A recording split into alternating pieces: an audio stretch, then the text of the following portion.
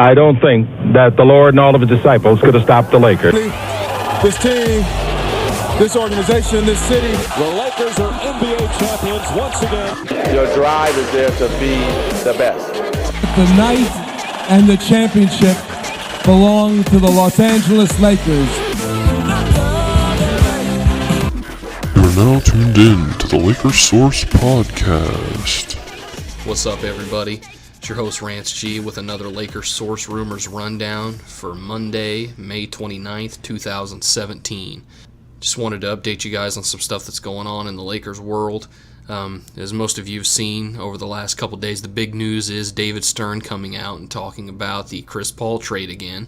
It's funny that he is now putting the blame for that trade not going through on, well, Mitch Kupchak. Former Lakers GM Mitch Kupchak reportedly panicked after the first iteration of the trade did not go through, and he traded Lamar Odom to Dallas too early.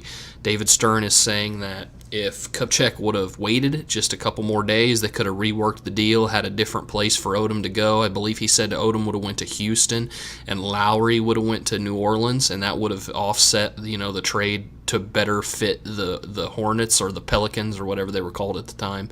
It would have made it a more even trade for Chris Paul in their eyes, and they would actually have done it.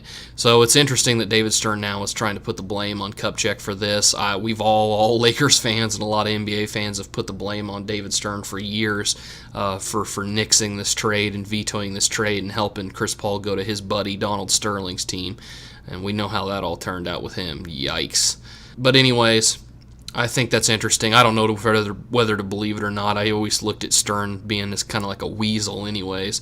So he could be telling the truth, but either way, if that is true and it is Kupchak did panic too early before having a chance to rework that trade and getting CP3, that's unacceptable, and I'm glad Mitch is gone. I mean, if there's any shred of truth to that, that's unbelievable. I mean, that would show right there that we have all blamed David Stern for the downfall of the Lakers, when it's really Kupchak's fault. And, as we can see the last few summers, he hasn't been able to bring any top talent in anyways. So glad we're heading in a new direction with Magic Johnson and Rob Pelinka, and I think we can get back on track. Moving on, I think another thing that was really cool I saw over the last couple days is Julius Randle's in the gym working on his long-range shot. I saw a couple videos of him shooting three-pointers, and he was just draining them, drilling shots, and that's great to see, because as most of us we want Julius to work on his jump shot and be able to, stretch the floor a little bit. He's athletic as heck, and he's really quick and fast and agile, and he can get to the rim. We all would like to see him finish around the rim a little bit more and also be able to stretch out his offensive game, to 10, 12 feet, even three-pointers, to open up the floor for all the other players that the Lakers have that can score. So that's encouraging, and hopefully Julius keeps working on that. And I know he's in incredible shape right now, so if he can come back in even better shape than he was already a strong guy. If he comes back a little bit leaner, a little faster, and he's got a jump shot to add to that, he could have a really good season, and could, sky's the limit for him. He's got a lot of talent. Another thing that I saw come across the wire the last couple days is how many how many prospects the Lakers are working out for that 28th pick. There are so many guys. It seems like every time they have a workout, they've brought in another group of 6 or 7 guys, and I think they've had maybe 4 groups, so they've already worked out 20 or so prospects to see who they're going to pick for the 28th pick. So that's interesting.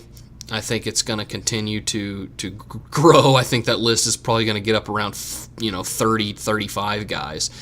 So they're really doing their homework on that spot, and I think the Lakers really want to make an impact on there, to add somebody that's really going to help the team out and not just fill a roster spot, but that's for someone that could actually help us out, in the long run.